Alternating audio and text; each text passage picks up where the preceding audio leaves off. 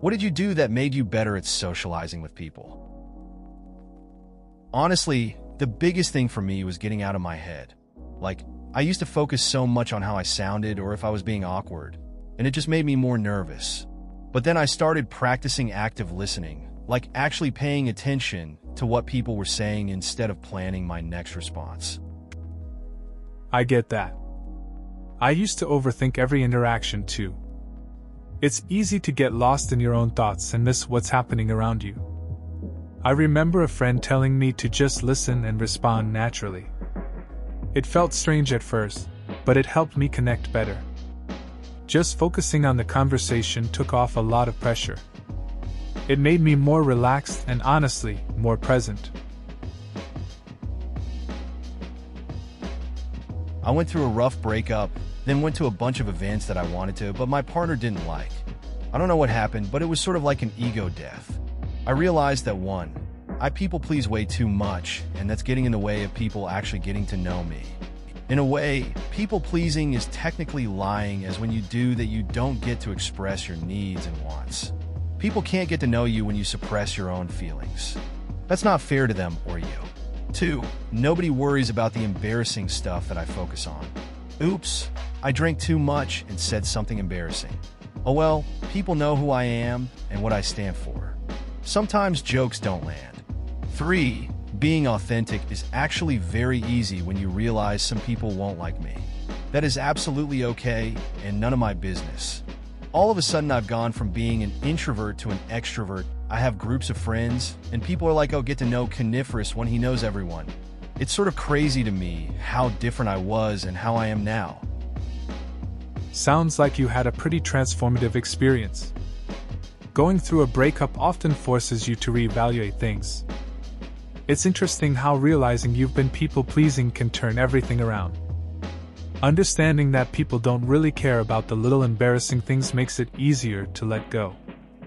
Embracing authenticity and not worrying about what others think can open up new social opportunities. It's cool to hear how you shifted from introvert to extrovert. When the utility of things and habits I did to supplement the lack of social involvement died. Video games, daydreaming, hope for success in a very strict path that I was by no means able to fit within. I lost hope in myself, and that's when being social was like second nature. But I wasn't able to realize that my loss of hope was uniting me to similar people. Forced me to constantly be realistic with myself since. It's not about being social really. Because chances are you're saying be social, but what you really want is something that comes from being social. Say, sexual partners perhaps. This is why when you've got a friend, you often lose them when they enter relationships. It's interesting how we can lose touch with people once they start dating. I had a friend who seemed to fade away once he got a girlfriend. I thought it was just how things go, but it also made me think about what we really want from our relationships. It's easy to get caught up in the hope of connection, but sometimes we miss the mark on what really matters. Fake it till you make it. I pretended to be more confident than I was for a long time until I actually gained confidence through personal growth and inward work. Met lots of people and went out a lot with new friends, co-workers, etc. I found that most people agreed to go out for coffee or lunch if I had the guts to ask them. Then they'd start asking me out, etc. I think a lot of people are shy or afraid to initiate, so taking the dive into being the initiator is what helped me most. Confidence is calming. I get that. There was a time I felt out of place when meeting new people. I started putting myself out there, asking for coffee or hangouts. At first, it felt forced, but over time, it got easier. People appreciate when someone makes the first move. It's interesting how confidence can create that ripple effect. Just by being a bit bolder, I found connections I didn't expect. It did help a lot. I learned how to listen. I am a talker. I can talk a lot, I won't deny it. But when someone interrupts me or someone else repeatedly, when they're trying to say something, it really pisses me off. But I had to become an active listener to be able to follow my own rules. If I don't like people interrupting me, I'm sure other people feel the exact same way. That's a solid realization. It's easy to go on and on without noticing how others might feel. Learning to listen is important. It helps us connect better and shows respect for what others have to say. It's interesting how that simple change can improve conversations and relationships. Just being more aware makes a big difference. I stopped being afraid to ask questions. People generally enjoy the feeling that you're interested in them or whatever subject it is they're talking about at the time. It's also a useful tool if you want to know what type of person you're dealing with. Don't be too much of a probe, but ask the right questions the right way, and you learn a lot about someone based on how they respond. No matter how minuscule the question might seem at face value. That's pretty insightful. It's true that asking questions can open up conversations and show that you care. I remember a time when I started doing that more often.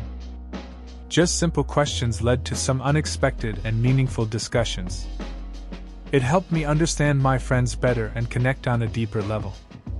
Sometimes, it's the little things that really make a difference in how we relate to each other.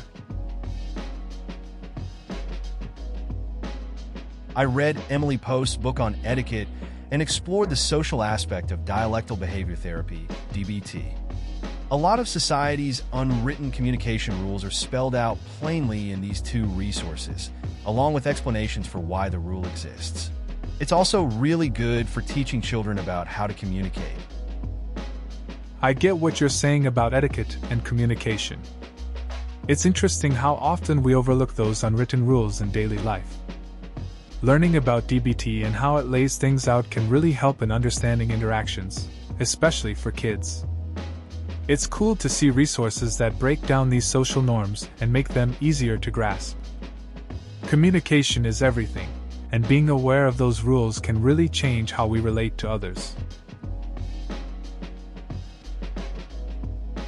If you struggle to chat to new people, then honestly, you just need to learn to listen to what they say and find something to keep talking about. If they mention something about their job, their hobbies, etc., you now have something you could ask questions about. You may even know something about it and be able to talk to them about they.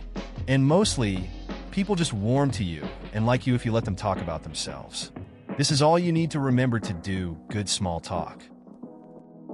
I remember a time when I was at a party and didn't know anyone. Instead of stressing, I focused on listening. One guy started talking about his job in graphic design. I asked him a couple of questions, and the conversation flowed.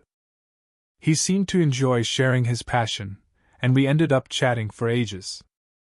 It showed me how easy it is to connect if you just let others share their stories.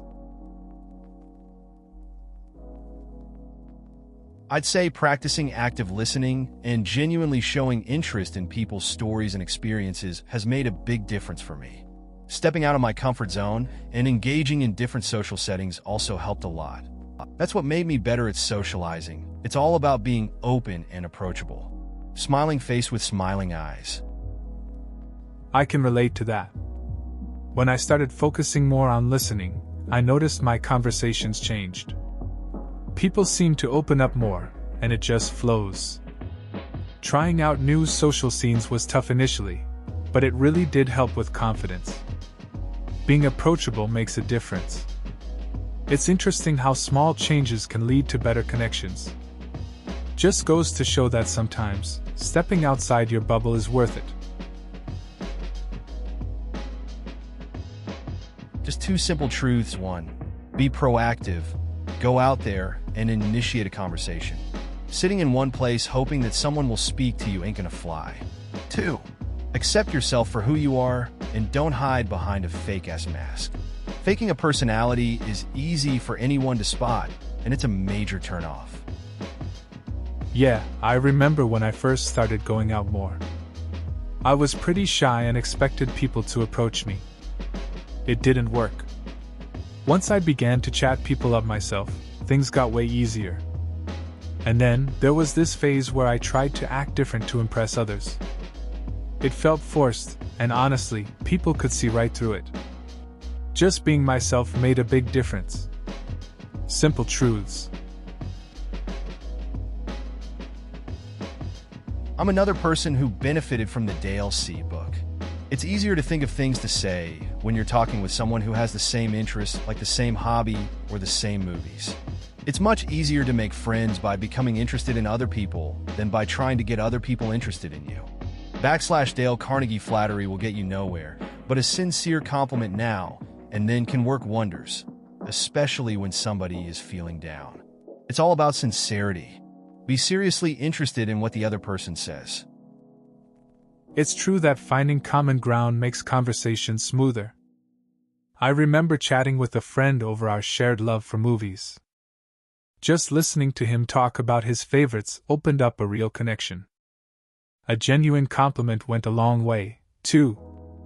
It's amazing how being sincere can brighten someone's day.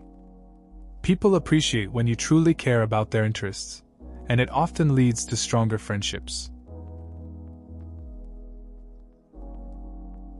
Talking slowly gives you time to prepare and think of the next sentence you want to say. Talking about some useless information.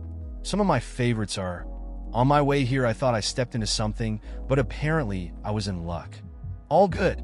Today I have the constant feeling of forgetting something, but I got everything, wallet, keys, phone. It's completely useless info and utterly pointless, but it often helps to break the ice and opens the way for calm communication without opening too much of a rabbit hole that could get out of control. Also some other things, but I forgot about them right now, sorry. I get that. Sometimes, sharing random thoughts can lighten the mood. I had a friend who would always mention the oddest things, like how he once thought he lost his keys but found them in his fridge. It was silly, but it made everyone laugh and kept conversations chill. Just talking about nothing really helped us connect without diving into anything too deep. It's nice to keep things simple sometimes. First job, right about school, forced me to answer the phone and speak to hundreds of people a day I didn't know. After speaking to many thousands of people, I had developed a phone voice and persona for dealing with them. Basically, I'm just playing a character with a varying personality based on the given situation / type of person I'm dealing with. Unfortunately, most of my friends are dead or lost contact over the years, so most people get the work personality treatment. It's interesting how jobs can shape us. That phone persona must have felt like a mask at times. It's a bit lonely when your friends aren't around, and you start relying on work interactions. It's like you become more of a character than yourself. It's tough to connect deeply when you're always in performance mode. I guess it's a survival mechanism, adapting to the demands of the role you have to play. Being genuinely interested in them. If you are curious about a person, you ask interesting questions about them, and everyone likes it when they're the subject of the talk. It does not always work, though, because some people may assume you are prying and being interrogatory, but they are the cynical type that you don't want to get to know anyway. I had a friend who would always ask questions. Made conversations feel natural. Most people enjoyed it, sharing their stories. But there were a few who got defensive, thinking he was digging too deep. It was funny, really. The ones who opened up were good company, but those who shut down, just a sign they weren't worth the effort. It's all about reading the room. It all comes down to experience. Everything else is downstream of that. When I was less experienced, it was easy to think that other people were just naturally better, but the reality is that they just had more experience. The unfortunate thing is how reinforcing this in both directions. The more scared you are, the less you will put yourself out there. The more you will feel like people are outpacing you. But the more you go for it, the more confidence you'll gain, and the more opportunities you will seek. I can relate to that. Early on, I often thought others had something I didn't. It took time to realize they had just put in the effort. Fear can be a trap, holding you back from trying new things. Once I started stepping out of my comfort zone, I noticed a change. Skills improved, confidence grew, and it opened up more chances for me. It's all about getting through that initial fear. Became a referee at a paintball park many years ago. I was a kid that now had to ensure a bunch of adults and other kids didn't shoot their eyes out. And I had to manage a bunch of older dudes, all hopped up on adrenaline, who would get into fights over, "I shot you first. No, I shot you first." That sounds like a hectic job for a kid. Managing a bunch of competitive adults while trying to keep everyone safe must have been tough. I can imagine how intense it got, especially with all the adrenaline flying around. It's wild to think you had that responsibility at such a young age. Must have had some interesting stories from those days, dealing with all the arguments and chaos. Leaving all the fluff advice and actually going out more. Went to a bunch of events. Few were boring, but all I needed was one good event. Met a great dude, hit it off, and he introduced me to others. We have a group of 6 now, and we hang out pretty much all weekend long, do all sorts of things, go clubbing to hook up, house parties, chill evenings, pool, bowling, etc. Really life-changing. Sounds like you found your crew. It's nice to break out of the usual routine and connect with new people. Those random events can really lead to unexpected friendships. It's cool that you guys have a variety of activities going on. Keeps things interesting. Glad to hear it's been a positive change for you. Another thought after reading some comments. A big thing with confidence and socializing is to fake it till you make it. This doesn't mean that you have to not be honest with yourself about your emotions or not take time for them. Not at all. It just means you have to act like that confident, social person you want to be. And over time, you become that person. For example, when I was feeling extremely depressed, I learned to act like a happy person. I smiled when I didn't feel like smiling, ran when I didn't feel like running, and was charismatic in conversations that I wanted to just exit as quickly as possible. Lots of people, not all, but many folks treated me differently and more positively because they were feeling and reacting to that energy that I was creating and offering them. I didn't feel it myself, I conjured it up. Mental and behavioral health are very linked. Think about that for a moment. You have to change your behaviors to change your results. And if it seems too big of a task, then you break it down into smaller, more achievable tasks. It's interesting how acting a certain way can shift people's perception of you. I had a friend who struggled with anxiety. They started smiling more and joining conversations, even when they felt like hiding. Over time, they became more comfortable and outgoing. It's like they created a new reality for themselves.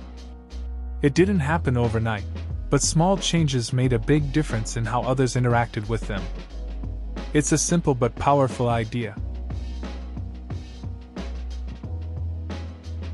Yeah, I'm still taking them. And yeah, they help a lot. It's actually pretty amazing. The thing is, you have to be mindful of a few things. 1, there can be some pretty rough side effects for the first few weeks. Pretty much all of them will go away with time. And it takes about a month for the positive effects to start. This is the reason most give up early, but sticking it out is really worth it, MO. 2, finding the right dose is an interesting process. You go up slowly and try to find a perfect balance. 3, everyone has the right antidepressants for them, so you might have to shop around and see which works best for you. I got lucky and seemingly got the best for me on the first try, but honestly, overall, even with some of the hassles, I still think it is worth looking into if you think that's the reason. It has improved my quality so much that the hassles are mild in comparison. It's good to hear that the antidepressants are working well for you. I remember a friend who went through something similar. They faced a tough time with side effects but decided to stick with it. After a month, they said things started to turn around. They switched a couple of times but eventually found the right fit. Now, they're feeling a lot better, and it's made a big difference in their life. It can be really stressful at times and forces camaraderie on you, and you end up talking to a bunch of different sorts of people you probably never have before. If you're good at the confidence it gives, you can be a little intoxicating until you realize you're wasting your life working in a kitchen full of fuck-ups. It's fun though. I get that. Working in a stressful environment really brings people together. You meet all kinds of personalities, some you wouldn't normally associate with. That confidence can feel good, but it's true that it can make you question your choices. Still, despite the chaos and challenges, there's a certain enjoyment that comes with the job. It keeps things interesting for better or worse. Haha, LOL man, classic case of taking things literally, to the letter superficially. Dude, what I have said is indicative. It all depends upon the situation, cause how can anyone predict what kind of situations you will encounter in life? I'll give you an example, if it helps, if not, then that's all I have for you cause, well, it's your life, not mine. I'm an introvert, and when I was out of my hometown during college, this reality hit me hard. I realized that unless I took the initiative to talk to people, I will only be a loner. So, I began with speaking to the folks put up in and around my hostel. Made small talk with them. I approached them rather than choosing to just sit in my room and keeping to myself. Take it for whatever it is worth to you, or not. All the best. It sounds like you noticed something important about yourself. Taking the initiative can be tough, especially for introverts. Your experience in college makes sense. Reaching out to others can change things. Small talk might seem simple, but it can lead to connections. I guess everyone faces their own challenges, and it's good that you made that effort. Really, sometimes you just have to step out, see what happens, and take it from there. I personally like the I couldn't help but overhear, contribute to conversation, outright asking to be friends. Well, they don't know you. That's a hard thing to answer. Asking to be included into a conversation because you have something to contribute is easier. This is easier to do in a bar setting than, say, a restaurant. But it may not work, and that's okay. You may have to give it a couple of shots. I get what you mean. Jumping into a conversation can be tricky, but starting with something casual can ease it. Bars have that vibe where people are more open to chatting. If it doesn't click the first time, no big deal. Just try again. It's about finding the right moment. Not everyone will be receptive. It's part of the game. Just keep it light and see what happens. Please consider subscribing if you enjoyed. Love.